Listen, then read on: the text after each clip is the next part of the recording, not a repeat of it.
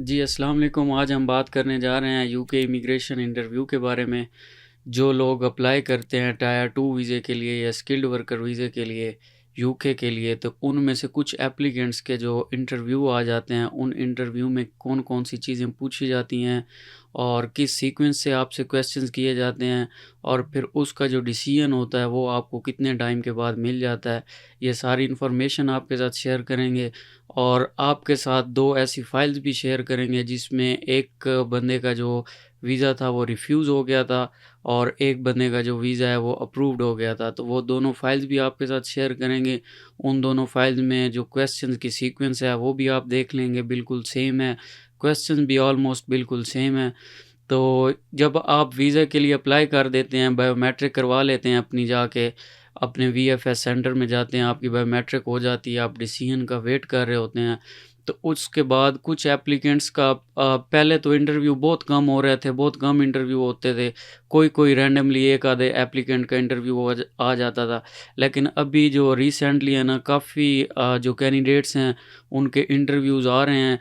तो इसके बारे में मैंने सोचा थोड़ी रिसर्च की, आप लोगों की इन्फॉर्मेशन के लिए वीडियो बनाई जाए ताकि जो लोग आ रहे हैं या जिनका इंटरव्यू आता है तो उनको पता हो कि किस तरह से उस चीज़ को उन्होंने टैकल करना है। तो जब आपको होम ऑफिसेज़ की तरफ से एक ईमेल आती है, जब आप डिसीजन का वेट कर रहे होते हैं कि आपकी जो एप्लीकेशन प्रोसेस है वो स्ट्रेट फॉरवर्ड नहीं है, तो हम आपका जो है इंटरव्यू करना चाहते हैं, उसमें वो आपको एक डेट मेंशन करते हैं कि हम इस डेट पे आपका इस टाइम पे जो है इंटरव्यू मेंशन करेंगे। वो आपको ऑप्शन देते हैं, अगर आप वो खुद करना चाहते हैं, उस डेट को करना चाहते हैं या आपका अगर कोई उस डेट में कोई और आपकी कमिटमेंट्स हैं, आप किसी और दिन करना चाहते हैं, तो वो भी आप चेंज कर सकते हैं। आपने उसी ईमेल का रिप्लाई करना होता है और उसमें एक और वो आपको ऑप्शन देते हैं कि आप वो इंटरव्यू अपना इंग्लिश में भी दे सकते हैं और जो आपकी लैंग्वेज फर्स्ट लैंग्वेज है, फॉर एग्ज़ाम्पल अगर आप पाकिस्तान से आ रहे हैं, तो आप उर्दू में भी वो इंटरव्यू जो है वो दे सकते हैं। तो इसमें ये है कि जो एक लड़के का जिसकी मैंने अभी आपको बताया, आपके साथ फ़ाइल शेयर करूँगा, जिसका वीज़ा रिफ्यूज़ हुआ था। तो उस लड़के ने जो अपना इंटरव्यू है वो इंग्लिश में जो है ईमेल की थी कि मैं इंग्लिश में इंटरव्यू दूँगा।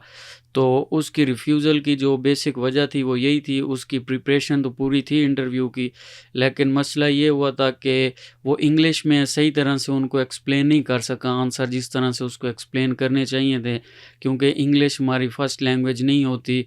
तो इसमें हम अपनी ज़बान में कोई भी चीज़ हो उसको अच्छी तरह से एक्सप्लेन कर सकते हैं, उसको बता सकते हैं तफ़सील के साथ। तो उस लड़के का वीज़ा जो है वो रिफ्यूज़ हो गया था और एक और लड़के का फिर वीज़ा जो है वो इसी तरह उसका भी इंटरव्यू आया था और उसका वीज़ा फिर जो है वो अप्रूव्ड हो गया था। तो उस लड़के ने जो लैंग्वेज सिलेक्ट की थी वो उर्दू सिलेक्ट की थी। तो हम आपको ये रिकमेंडेशन देते हैं कि जब भी अगर किसी भी कैंडिडेट का कोई भी अगर आ जाता है इंटरव्यू के लिए, आपकी एप्लीकेशन चली जाती है, तो आप इस चीज़ में तो बिल्कुल भी कन्फ्यूज़ ना हो कि अब हम इंग्लिश सिलेक्ट करें या उर्दू सिलेक्ट करें। कि कुछ लोग ये सोचते हैं कि अगर हम उर्दू सिलेक्ट करेंगे तो मे बी वो हमारा वीज़ा रिफ्यूज़ कर दें कि इस बंदे को तो इंग्लिश भी बोलना नहीं आती और ये यूके में आ रहा है। तो जो इंग्लिश की आपकी रिक्वायरमेंट होती है वो आप अपने लैंग्वेज सर्टिफ़िकेट में ऑलरेडी पूरी कर चुके होते हैं। तो उन्होंने आपकी जो इंग्लिश होती है उसको जज नहीं करना होता। वो आपसे बेसिकली जो क्वेश्चंस करते हैं वो आपसे आपकी कंपनी के बारे में करते हैं कि आपकी कंपनी कहाँ पे है, उसका एड्रेस क्या है, आपका इंटरव्यू कैसे हुआ था कंपनी में, आपने जो जॉब है वो कैसे फाइंड आउट की थी, कंपनी ने आपके इंटरव्यू कैसे किए थे, उसके बारे में आपसे डिटेल्स में पूछते हैं। फिर आपके जॉब रोल पूछते हैं, फिर आपसे ये पूछते हैं कि आपने वीकली कितना काम करना है, आपकी कितनी सैलरी होगी, तो वो सारी डिटेल्स पूछते हैं। तो उसमें अगर आप अपनी लैंग्वेज में उनको बताएँगे, तो आप अच्छे तरीके से उसको एक्सप्लेन कर सकेंगे। तो जो अगर आप अपनी लैंग्वेज में बताएँगे, अगर आप उर्दू लैंग्वेज में जाएँगे, तो जो भी क्वेश्चंस आप आपके साथ जो एम्बेसी इंटरव्यू कर रही होगी, आपका जो इमिग्रेशन ऑफिसर आपका इंटरव्यू कर रहा होगा, तो उसके साथ एक इंटरप्रेटर होगा आपके साथ। वो आपसे क्वेश्चन इंग्लिश में पूछेगा, इंटरव्यू करने वाला जो ऑफिसर होगा, और साथ जो इंटरप्रेटर होगा वो फिर आपको उसकी उर्दू बताएगा। फिर आप उसको अपनी ज़बान में उर्दू में बताएँगे आंसर उस क्वेश्चन का, वो फिर इंटरप्रेटर जो है वो उसको इंटरप्रेट करके उस ऑफ़िसर को इंग्लिश में बताएगा। तो ये इस तरह से आपका जो इंटरव्यू का प्रोसेस है वो ये होता है। तो एक तो चीज़ ये है कि आपका अगर किसी भी कैंडिडेट का इंटरव्यू आता है तो आप उर्दू जो लैंग्वेज है वो सिलेक्ट करें, इंग्लिश ना करें। हाँ, अगर आप इंग्लिश में बहुत ज़्यादा अच्छे हैं, आपकी इंग्लिश बहुत ज़्यादा अच्छी है, तो फिर आप इंग्लिश के लिए जा सकते हैं। लेकिन अगर आपकी इंग्लिश बिल्कुल बेसिक, ज़्यादा आप नहीं बोल सकते, जो कि मैक्सिमम मेजॉरिटी लोग जो है उस तरह से नहीं इंग्लिश में चीज़ को एक्सप्लेन कर सकते, क्योंकि हमारी ये फर्स्ट लैंग्वेज नहीं होती। तो आप एक तो उर्दू में चले जाएँ, उसको सिलेक्ट कर लें कि हम अपना इंटरव्यू जो है वो उर्दू में दे देंगे।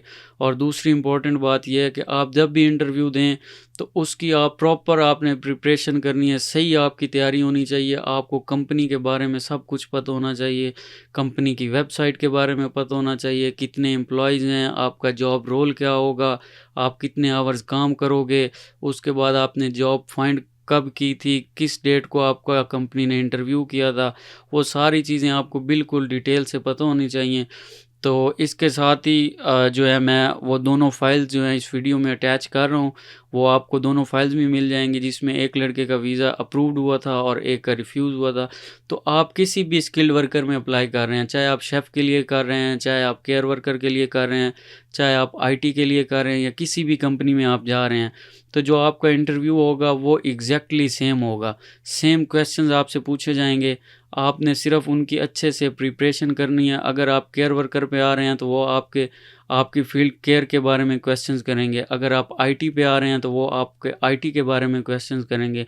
इवन के उनके क्वेश्चंस करने की जो सीक्वेंस होती है वो भी सेम होती है। अगर आप उसकी थोड़ी-सी प्रिपरेशन करके और उसको उर्दू लैंग्वेज सिलेक्ट करेंगे, उर्दू में देंगे, तो इंशाल्लाह ये जो मैं फ़ाइल आपके साथ शेयर कर रहा हूँ, किसी भी कैंडिडेट का अगर कोई इंटरव्यू आता है तो वो बिल्कुल ज़्यादा उसको सर्च करने की या इधर-उधर चीज़ों में फँसने की या अपने दिमाग को जो है वो इतना उसमें उलझने की ज़रूरत नहीं है। आप इस फ़ाइल में जो क्वेश्चंस की सीक्वेंस हैं और जो क्वेश्चंस हैं, उसको आप बिल्कुल इसी तरह रेडी कर लें। अब आप जिसकी भी फ़ील्ड में आ रहे हैं, सिर्फ़ फ़ॉर एग्ज़ाम्पल अगर आप आईटी में आ रहे हैं तो वो आपसे पूछ लेगा कि आपका जॉब रोल क्या होगा?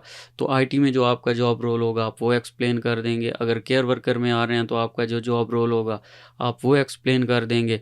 तो अगर आप ये फ़ाइल पूरी जो क्वेश्चन की एक फ़ाइल है, अगर आप इसको रेडी कर लेते हैं तो आपका इंटरव्यू कभी फ़ेल नहीं होगा, आप बिल्कुल पास होंगे। हर चीज़ आप डिटेल से एक्सप्लेन कर देंगे, क्योंकि वो सिर्फ़ आपको चेक कर रहे होते हैं कि ये जो बंदा आ रहा है ये जेन्युइन बंदा है, इसका जेन्युइन प्रोसेस हुआ है, इसने अप्लाई किया है, जेन्युइन तरीका है, क्योंकि यहाँ पे काफ़ी लोगों ने स्कैम किए हैं। तो उसके बाद ये इंटरव्यूज़ और ये चीज़ें होना स्टार्ट हो गई हैं। इसके अलावा इस फाइल में जितने भी क्वेश्चन हैं, अगर आपको किसी भी क्वेश्चन में कोई भी कन्फ्यूजन होती है, आपको उसका मतलब आप डबल माइंडेड होते हैं कि इस चीज़ का आंसर किस तरह से करना चाहिए और इसमें क्या एक्सप्लेन करना चाहिए, कितना आंसर देना चाहिए, कितना नहीं देना चाहिए, तो आप हमें वीडियो में कमेंट्स कर सकते हैं। इंशाल्लाह हम आपके साथ जो है पूरी इन्फॉर्मेशन शेयर करेंगे, आपको बताएँगे कि आपने कितना आंसर देना है। बेसिकली ये जितने भी क्वेश्चन हैं आपने कोशिश करनी है कि आप टू द पॉइंट जो है वो अपने क्वेश्चंस के आंसर दें, और इस तरह से जो है वो आप अपने यूके इमिग्रेशन के इंटरव्यू में पास हो सकते हैं। तो ये इन्फॉर्मेशन थी जो आपके साथ शेयर करनी थी। अल्लाह हाफ़िज़।